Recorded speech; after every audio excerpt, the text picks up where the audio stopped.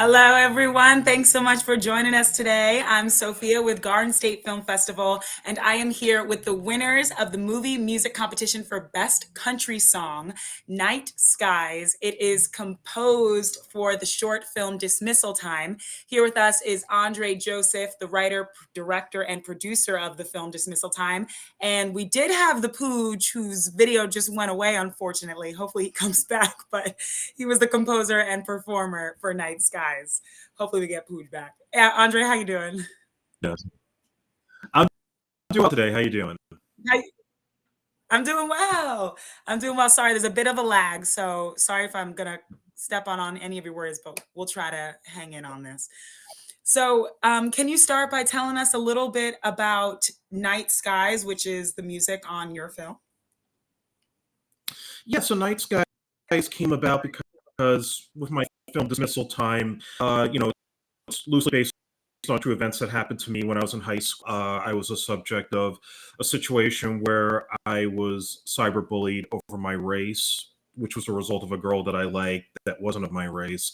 And basically it kind of got to a difficult situation in my time, and I suppressed it for a long time until the murder of George Floyd, the protests that happened during 2020, and I had to write this movie Dismissal Time to kind of get my feelings out, to tell my story of what happened to me in high school. And we had a great shoot. Everybody was fantastic in the film, and I knew I wanted a distinct kind of score, which is why I went to my longtime friend Matt Hackett, who had done some music for me on my past films. And as we were scoring the film, I told him, I want a song for the end credits, because we have like this montage of clips of similar incidents that have happened that were racially motivated bullying incidents. And I wanted something with vocals in it. So he suggested the Pooge to work with him on the track. And, the first pass we had at it didn't have really any lyrics other than the chorus. And I told him, well, I want something more like Donny Hathaway, or something a little bit more soulful. Not exact, because I never impose how I want my music to sound, but I want something that has a feeling that evokes this idea of bringing light to the darkness. And so Pooch and Matt went back, they re-recorded the song and put lyrics to it. And once I heard it, I said, this is it. This makes me feel something.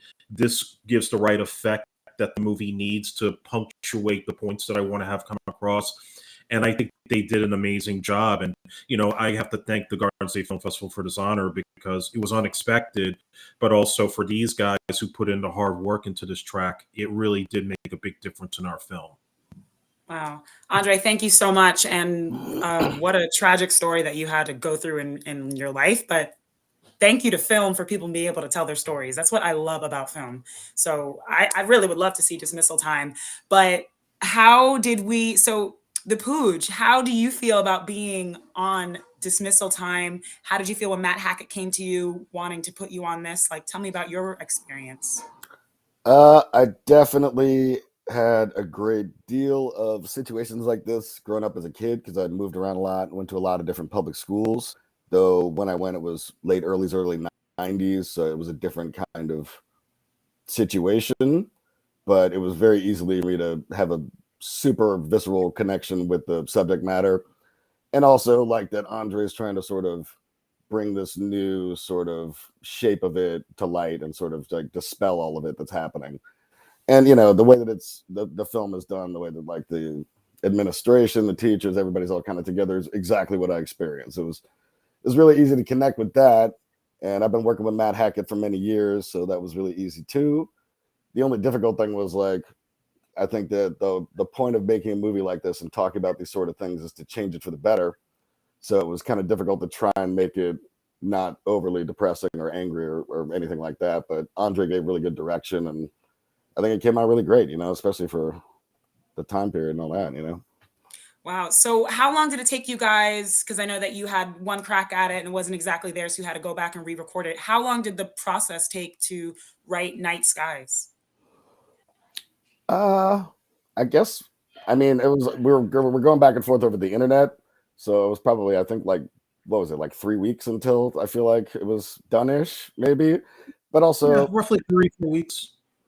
yeah, but I custom made the track for Andre, so we definitely like I sent him initial stuff with no vocals, like you said, just to make sure that we're kind of going to the right place. He sent me a bunch of awesome reference material to kind of listen to and get the sort of ballad vibe, because you can go all sorts of ways with that, from Celine Dion to who knows what, and like I'm definitely not going to be belting out those long notes, so good to get the vibe together. Yeah, And, that's something. No, I mean, is that something we can talk about? What were some of the inspirations behind Night Skies? What were some of the references that you sent to the Pooch?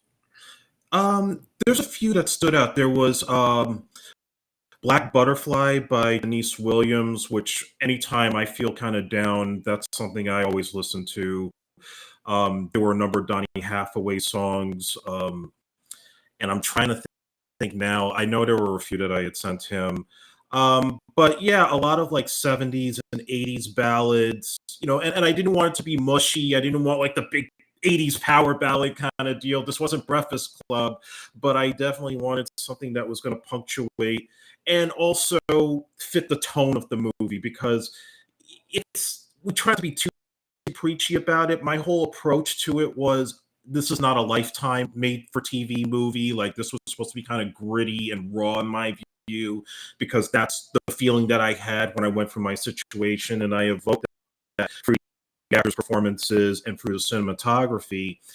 So these were things that I kind of like relayed to Matt and to the Pooch to try to emulate and not do something that was overly sentimental, but got to this point of feeling like you're caught in darkness and you just need that extra hand to tell you it's going to be okay. I have your side. Wow. Wow, amazing. And it's so phenomenal that music can tell that, like everything you just said is encompassed in, of course, the film, but in music. So I'd love to hear from you guys, like, why do you think music is so important in film? Like the Pooch, first from you, why did you get started in composing music for film? What's the importance of music?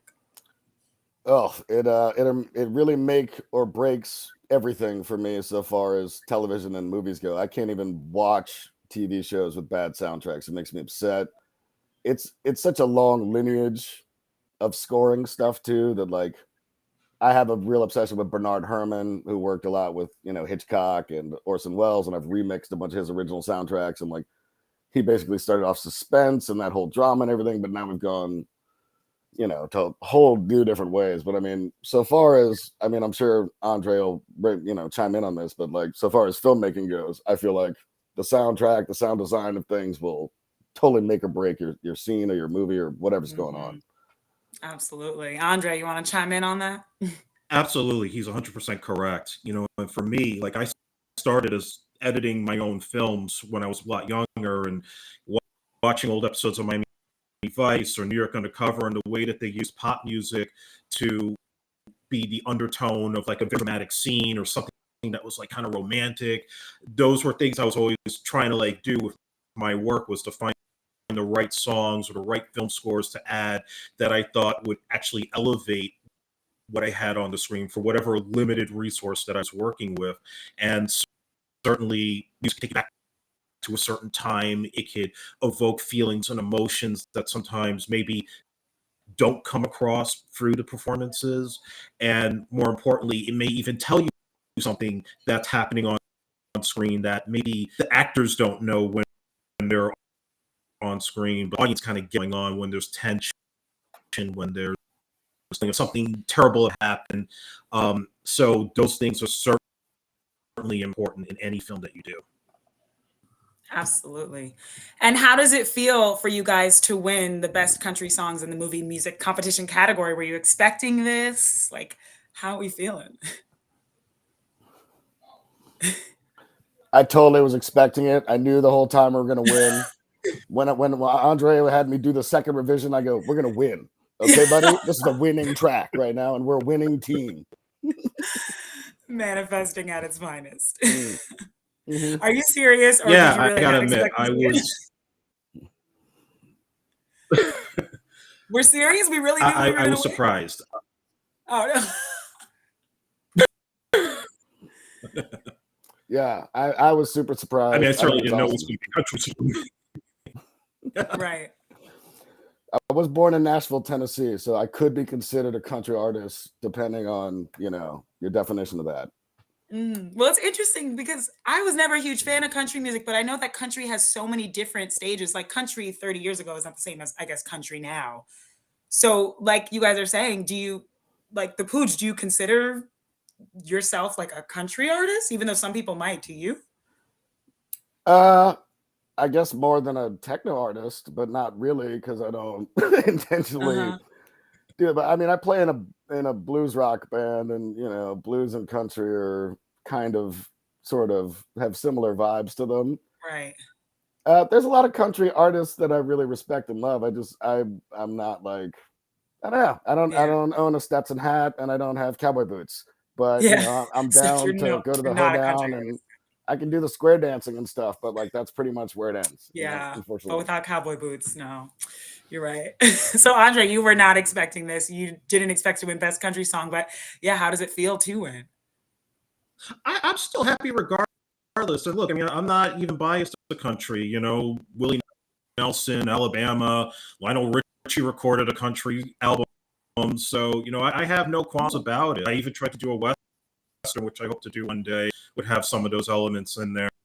But I'm just happy, even though that the film's not being shown at the festival this year, I'm just happy that these guys are getting recognized for this particular track because they definitely put their heart and soul into it and should be recognized for that. And I think, on its own, it's a fantastic track just to listen to and to kind of lay back, maybe have those feelings if you're down or feel like, you're kind of caught in a corner. This is a song that, in a sense, is kind of uplifting in a very unique kind of perspective. So as long as they're getting the recognition, that's all I care about. And it's actually a good win for the film overall. Absolutely. I mean, hopefully it brings eyes to the film as well. Like, is there any place we can see Dismissal Time? I know you said before the interview started that it's going around the festival run, but where can we see it? Or even after it's done with the festival run, are you going to put it on any platforms? We plan to eventually, because we have some festivals pending, we can't have it out publicly at the moment. Right. But if you go to our link tree, which is AJEPYX Dismissal Time, you'll find all of our social media links you can follow or go and subscribe to our website. You'll get all the updates there for where you can see the film when we have festival updates and things like that. So definitely follow those to find out all the news. Perfect. Thank you for that. And the Pooj, where can we see some more of your music? All over. I've got stuff on Spotify, Bandcamp, SoundCloud, Mixcloud, YouTube. If you go to Wolven Cub Sorcery, that's my production company, and pretty much you'll find links from everything from there. Cool. And last question for you. Have you worked with, I wanted to ask this earlier, have you worked with Matthew Hackett before? I had. He and I worked together actually in the film industry in New York, and we've traded back a couple of tracks since I moved down here 10 years ago. He did a drum and bass track it's online somewhere if you search Matt Hackett, and he plays guitar on it. It's really good. We just gelled really well together, Awesome. Well, I'm so happy that you guys were able to make something again, and congratulations on the win. Very well deserved. I hope you guys are so proud. I know, Andre, we spoke earlier. You're going to be at the award ceremony at the Garden State Film Festival, right? Yeah, I'll be there for the award ceremony and probably for the opening night. Oh, lovely. So hopefully I get to see you there. Pooj, will you be able to make it? I know you're in New Orleans, so maybe not. I don't know. I'm trying to make it happen. We'll see. Fingers crossed. Fingers crossed. All right. Well, if I do see you there, that'll be such an honor to meet you guys. Everyone, you can get tickets to the Garden State Film Festival at www.gsff.org. You can get day passes, the Parkway Pass, which will get you into all the screenings, the Friday night gala, and you can get a ticket to the award ceremony and maybe meet Andre and see them get their win. Thank you, guys. Congratulations. It's been a pleasure talking to you today. Good to see you. Thank you. Thank you, guys. Bye.